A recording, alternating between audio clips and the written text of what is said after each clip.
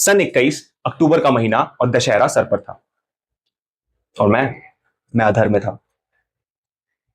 मुझे आज भी याद है दिल्ली की वो बड़ी सी बिल्डिंग जिसे मैं अपनी छोटी सी बालकनी से एकटक घूर रहा था। कहीं और नहीं देखना चाहता था क्योंकि मुझे पता नहीं था कि मैं कहीं और क्यों देखूं। खुद से ही खुद को छुपा लिया था क्योंकि जिंदगी के जंजाल ने और प्यार ने मुझे एक बार फिर झुका दिया था। तभी ढलते सूरज की सलामी के लिए मंदिर की घंटी बजी और साथ ही मेरे मन की। हरिद्वार चलते हैं, सोचा। मायूसी का मैल गंगा जी में धो देंगे, अपनी उलझनों को वहां की कंठी माला में पिरो देंगे और भोले से मिलकर एक बार फिर खुद के हो लेंगे। ये सब सोचता हुआ मैंने बस्ता उठाया और चल दिया। लेकिन हर बढ़ते कदम के साथ मेरा मन मुझसे सिर्फ एक सवाल करता, अब आगे क्या? और मैं उसको सिर्फ एक जवाब देता, बस एक कदम और। सोचा बस मिलते ही सबसे पहले इसको ले जाकर सुला दूंगा और फिर हरिद्वार पहुंचने पर ही उठाऊंगा। लेकिन वो क्या है ना कि इस दुनिया में हम अकेले नहीं हैं। कश्मीरी गेट बस स्टेशन तिल रखने की जगह नहीं।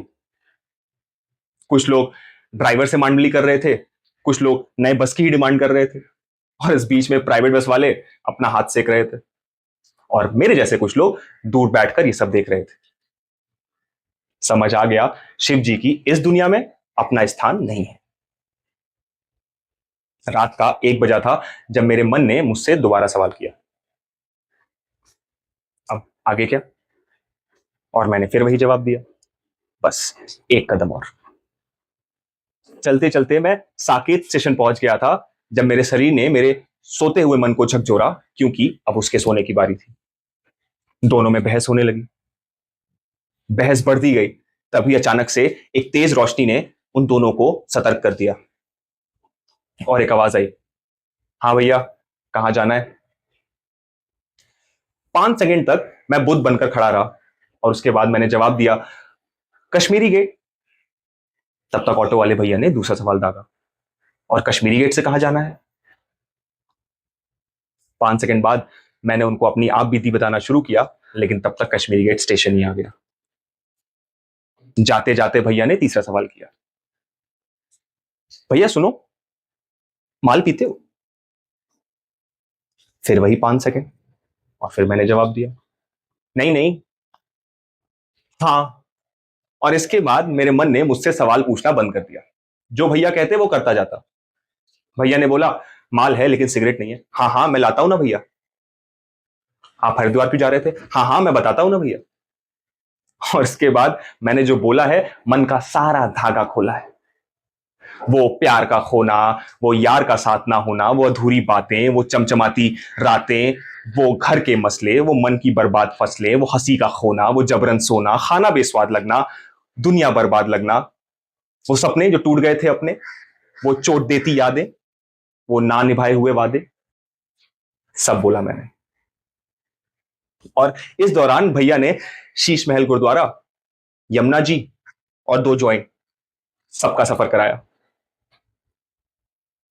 इस सफर के बाद मैं बहुत हल्का महसूस कर रहा था क्योंकि मुझे एहसास हुआ कि अपनी दुनिया और अपनी दुनिया के लोग वही हैं जहां आपको सोने के लिए नींद चुरानी ना पड़े, जहां आपको रोने के लिए कोना चुराना ना पड़े और जहां आपको खुद से खुद को छुपाना ना पड़े।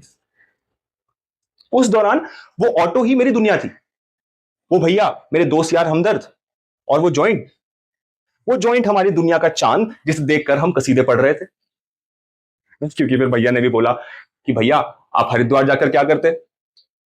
गंगा जी से मिलते, या यमुना जी से मिला दिया, मंदिर देखते, यहाँ गुरुद्वारा दिखा दिया, और प्रसाद तो था ही हमारे पास।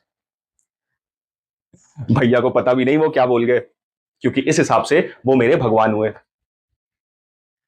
थे। वो मेरे भगवान।